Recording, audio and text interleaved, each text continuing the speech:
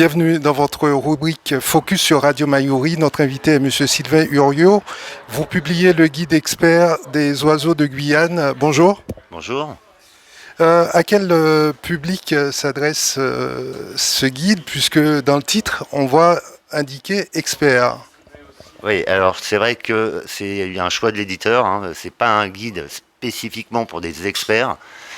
C'est un guide destiné à toute personne intéressée par l'ornithologie, donc l'étude des oiseaux. Alors c'est vrai qu'il est complet, c'est-à-dire qu'il y a tous les plumages, il y a les mâles, les femelles, les jeunes, les immatures. Donc c'est un guide vraiment fait pour les ornithologues, mais également pour le grand public qui ont envie d'améliorer ses connaissances sur les oiseaux de Guyane. Ce n'est pas le premier guide consacré aux oiseaux de Guyane. Qu'est-ce qui diffère celui-ci ? Alors c'est le premier guide qui est un réel guide d'identification, c'est-à-dire qu'on vous présente toutes les espèces avec les critères qui vous permettent de les reconnaître, ainsi que les risques de confusion avec d'autres espèces qui sont proches physiquement. Donc toutes les espèces ont été traitées comme ça. Vous avez des illustrations pour tous les plumages, un texte qui vous aide, et à la fin vous avez les confusions possibles. Vous avez une carte aussi qui vous montre la répartition géographique. Vous avez les statuts de protection, les statuts UICN, ainsi que du comportement ou le régime alimentaire, par exemple. Comment est-il structuré, ce guide ? Alors, ce guide est structuré. Bon, il y a une intro, on va dire, un peu classique sur la géographie de la Guyane, sur l'histoire de l'ornithologie en Guyane. Et ensuite, vous avez un mode d'emploi de comment fonctionnent les planches et les planches textes, où on vous explique en fait qu'est-ce qu'il faut regarder, comment comprendre l'image. Et chaque planche d'image en fait a des petites flèches qui indiquent les meilleurs critères pour déterminer un oiseau. Parce qu'il y a beaucoup d'espèces qui sont communes dans les jardins, mais qui sont quand même physiquement proches. Si on prend le tyran de Cayenne et le tyran kikivi, ils ont la même coloration, mais il y a une grosse différence de taille et de bec, par exemple. Donc tout ça, c'est indiqué. Est-ce que vous avez fait appel à des contributeurs pour réaliser ce guide ? Ah oui, il a fallu énormément de contributeurs, puisque c'est des images détourées, donc c'est des photos. On a fait appel à presque, on va dire, pratiquement 680 photographes ont participé. Une partie photographes guyanais, français, de métropole, certains Américains et énormément de photos qui viennent du Brésil. C'est à peu près 50-50. Il est franco-brésilien, le guide, au niveau des images. Et comment avez-vous contourné les droits d'auteur pour pouvoir exploiter ces photos ? Ah ben on les a pas contournés, c'est ça qui a été. Ça a pris 8 mois. On a essayé de contacter chaque photographe pour avoir les droits d'utilisation des photos. Est-ce que ce guide sera disponible dans les établissements scolaires ? Alors, ce guide a été financé par la CTG qui souhaite le distribuer dans les établissements scolaires. Pour l'instant, j'en sais pas plus, mais a priori, c'est un souhait de leur part, oui. Dans ce guide, est-ce qu'on retrouve la carte de Guyane avec des couleurs, des statuts, peut-être également ? Alors, il y a effectivement une carte de la Guyane avec les principaux biotopes naturels. Il y a une carte qui présente également toutes les aires protégées, les réserves naturelles. Mais ce n'est pas un livre non plus sur la géographie de la Guyane. Mais il y a tout un chapitre sur tous les biotopes qui sont décrits. Il y a un chapitre sur l'histoire de l'ornithologie en Guyane. Et ensuite, il y a d'autres éléments sur l'Amazonie et comment s'inclut la vie faune guyanaise en Amazonie, par exemple. Oui, il y a 40-50 pages d'introduction avant d'attaquer les planches. Alors, ce livre comporte 600 pages. Vous ne craignez pas que ce soit un peu indigeste ? On l'a voulu complet. Donc, effectivement, il est gros et il est lourd. C'est pas... On souhaitait un guide de terrain, c'est un guide qui restera dans la voiture ou qui restera chez vous, mais qui vous permettra de déterminer soit sur photo, soit avec la description que vous aurez notée. Mais effectivement, ou alors il faut un sac à dos, mais il est un peu gros, effectivement. Je l'admets, mais il y a beaucoup d'espèces en Guyane. Alors, hormis les images que vous nous disiez qui étaient de provenance du Brésil notamment, est-ce que vous êtes basé sur des sites internet spécialisés pour vous documenter dans la phase d'écriture de ce guide ? Alors, oui, j'étais obligé forcément de visualiser tout ce qui avait été écrit en Guyane. J'ai beaucoup travaillé avec le site Faune Guyane, évidemment, qui est géré également par le GEPOG, déjà pour faire les cartographies. Après, tout ce qui est texte, évidemment, j'ai une bibliothèque, il y a beaucoup de sites qui m'ont permis d'écrire ces textes, justement descriptifs. Et ensuite, toutes les photos proviennent de 3 gros sites internet, hein. Il y a la photothèque du GEPOG, oiseaux.net pour la métropole et Wikiaves qui est l'encyclopédie des oiseaux au Brésil. Donc oui, on a eu besoin de beaucoup d'éléments pour écrire les textes. À partir de quelle date pourra-t-on se procurer ce fameux guide d'experts des oiseaux de Guyane? Alors, il est déjà disponible en métropole, hein, puisque l'éditeur est basé en France. Il suffit d'aller voir sur internet Club Biotop, et là vous pouvez le commander, mais il coûte un peu plus cher parce qu'il y a les frais de port.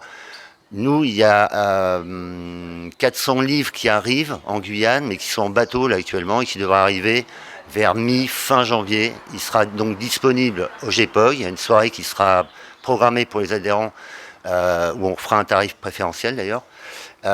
Et après, vous le trouverez dans toutes les librairies de Guyane, mais à partir de fin janvier. Alors on sait hein, que le GEPOG a une expertise sur les oiseaux. Ça fait des années que vous travaillez en Guyane sur les oiseaux, mais qu'est-ce qui vous a motivé à travailler, à vous mettre au travail pour justement réaliser ce guide, sachant que ça a dû être fastidieux, ça a dû vous prendre pas mal de temps. Mais le projet, c'est un projet de longue date, hein. Le GEPOG a toujours souhaité fabriquer, enfin concevoir un guide d'identification, parce que ça manquait énormément. On travaillait avec Bird of Venezuela, qui est un guide anglo-saxon, dans lequel il manquait plus de 100 espèces, et où tous les plumages n'étaient pas illustrés. Donc le GEPOG a toujours voulu faire ce livre. Simplement, techniquement, on a mis du temps. On a démarré le projet en 2018 et il a été fini donc 5 ans plus tard. Alors, si on se renseigne, par exemple, sur les ibis rouges, on a beaucoup de touristes hein, qui viennent en Guyane, qui vont au Vieux-Port pour les photographier. Qu'est-ce qu'on va découvrir sur ces oiseaux? Est-ce que vous avez pu répertorier différentes espèces, par exemple? Moi aussi, j'y vais encore au Vieux-Port photographier les ibis rouges, hein, c'est beau. Alors, simplement, les gens connaissent principalement l'ibis rouge adulte, donc en tenue magnifique avec son rouge écarlate, mais il existe des plumages d'immatures où c'est un mix de rouge et de brun, et des plumages juvéniles où là, cet oiseau n'est absolument pas rouge. Il est entièrement marron et crème sur le ventre. Donc ce guide, il permettra aux gens de réaliser que c'est pas une autre espèce, qu'en fait il y a des jeunes ibis qu'on peut voir d'ailleurs souvent dans les groupes d'adultes. On peut voir des oiseaux plus marrons, mais en fait c'est des jeunes tout simplement. Après, sur les ibis, oui, il y a eu quelques découvertes de fait. On doit être à 4 ou 5 espèces en Guyane maintenant. Est-ce que toutes les espèces d'oiseaux de Guyane sont répertoriées dans ce guide? Alors, il y a toutes les espèces de Guyane, hein, il y a 740 et quelques espèces illustrées, et on a rajouté donc toutes les espèces potentielles qui sont aux portes de la Guyane. Donc, on est pratiquement à 800 espèces. Donc, toute espèce est illustrée dans ce guide. Donc, quel que soit l'oiseau que l'on voit passer ou que l'on croise, si on veut en savoir plus dessus, le réflexe, c'est de consulter le guide. Moi, personnellement, c'est ce que je ferais, mais bon. Oui, c'est. Alors, il y a beaucoup de pages, il faudra tourner des pages, mais c'est comme ça qu'on apprend aussi. Si on avait fait un guide très simple, très simplifié avec les espèces des jardins, et qui existe déjà d'ailleurs, hein, ça vous pouvez le trouver sur Internet facilement, ça peut vous suffire pour certaines personnes. Mais pour les personnes qui veulent aller plus loin ou avoir dans leur bibliothèque un document de référence qui montre tous les oiseaux de Guyane, là c'est un vrai guide d'identification, qui soit pour les amateurs ou pour des professionnels. Et quels conseils vous pourriez donner aux lecteurs qui vont se procurer le guide pour pouvoir pour faciliter la compréhension et la prise en main plus facilement? Alors, la première des choses avant d'utiliser un guide, c'est déjà de prendre une paire de jumelles, c'est-à-dire déjà d'observer. Et je vous conseille de commencer par les oiseaux simples de votre jardin, si vous en avez un, et de commencer à noter la taille, en premier lieu, la forme, la couleur dominante du ventre, la couleur dominante du dos, et là, commencer à prendre le livre et à chercher. Une fois que vous aurez trouvé, par exemple, il avait le ventre jaune, c'était taille moyenne, le dos plutôt brun, vous allez tomber sur les tyrans, donc les tyrans oxycivi, vous allez voir qu'il y en a plein, en fait, des comme ça. Et bien la prochaine fois que vous le voyez dans votre jardin, vous allez peaufiner, vous allez regarder la forme du bec, vous allez regarder le sourcil blanc, s'il va derrière la nuque, et vous allez arriver à mettre un nom sur l'oiseau. Et une fois que vous avez mis un nom sur l'oiseau, vous avez été obligé de l'observer une, deux, trois fois, vous allez retenir l'espèce. Et c'est comme ça qu'on avance en fait en ornithologie. Il faut y aller pas par pas. Quel pourcentage représentent les oiseaux migrateurs par rapport au reste? C'est vrai qu'on les voit passer assez régulièrement. Honnêtement, je n'ai pas fait de calcul, mais entre les limicoles, donc tout ce qui est bécasseaux, chevaliers, certains ardéidés, rapaces, il y en a très peu. Je dirais que ça représente, avec les parolines, une quinzaine de pourcents, à peine. Ouais. On a des informations également dans ce guide sur les habitats des oiseaux. Oui, absolument. Il y a des informations sur le comportement, les habitats, et avec les habitats, vous avez une carte à droite qui vous montre, suivant les couleurs, vous allez voir, il y a 4 types de couleurs. Si c'est un oiseau qui est sédentaire en Guyane, si c'est en vert, voilà. Si c'est en bleu, c'est un oiseau migrateur. Et sous la carte, vous avez pour les oiseaux migrateurs une petite échelle de temps avec les mois. Et vous pouvez voir si en fait il est vu plutôt de mars à octobre. C'est ce qu'on appelle un migrateur austral. Et s'il est observé par exemple de décembre à mars, c'est un migrateur boréal. Est-ce que les oiseaux se sentent bien en Guyane? Ce sera ma dernière question. Comment se situe-t-on par rapport aux voisins ou même la France? Alors, en termes d'espèces, la Guyane est un pays qui est très riche, avec 740 espèces, mais c'est absolument incomparable avec la richesse du Brésil, qui est un pays immense. Donc forcément, eux, ils sont pas loin de 2000 espèces, un des pays les plus riches au monde. Par contre, on est à peu près au niveau du Suriname en termes de nombre d'espèces. Alors comment se portent les oiseaux?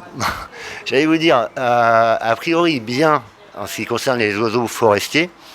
Par contre, en ce qui concerne les oiseaux du littoral, là, ça nécessite quand même de faire des études parce qu'avec quand même l'urbanisation, avec des problèmes de pollution qu'il peut y avoir, il y a certaines familles, certaines espèces, notamment celles de savane, qui sont hautement menacées quand même maintenant.